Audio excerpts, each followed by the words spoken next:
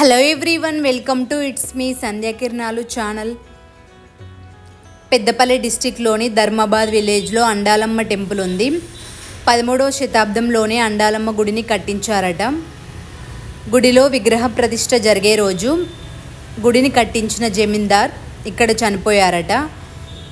జమీందార్ చనిపోవడం వల్ల గుడిలో విగ్రహం పెట్టలేరు. అందుకే ఈ టెంపుల్లో దేవుళ్ళు లేరు. అండాలమ్మ టెంపుల్కి దగ్గరలో రంగనాయక టెంపుల్ ఉంది. రంగనాయక గుడి నుండి అండాలమ్మ గుడి వరకు జాతరలు జరిపిద్దామని అండాలమ్మ గుడిని కట్టించడం స్టార్ట్ చేశారు. జమీందార్ చనిపోవడం వల్ల విగ్రహం పెట్టకపోవడం వల్ల గుడి నిర్మాణం ఆగిపోయింది. అంతేకాకుండా అప్పటి నుండి ఇప్పటి వరకు గుడిని ఎవ్వరూ పట్టించుకోలేరు.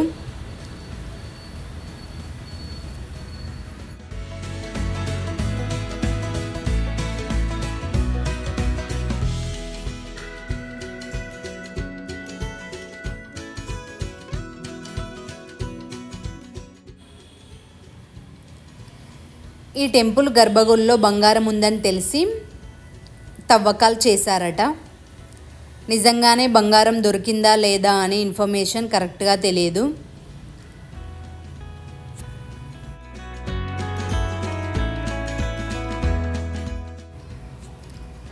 ఇప్పుడు ఈ గుడి చుట్టూ మొక్కల్ని నాటి పార్కుగా చేశారు. అండాలమ్మ టెంపుల్ చుట్టూ పచ్చని చెట్లు, ఇంత అందమైన ప్లేస్ ఉంది కాబట్టి చాలామంది ఫోటోలు తీసుకోవడానికి ఇక్కడికి వస్తున్నారు. అంతేకాకుండా ప్రీ వెడ్డింగ్ షూట్లు ఇక్కడ చాలా జరుగుతున్నాయట.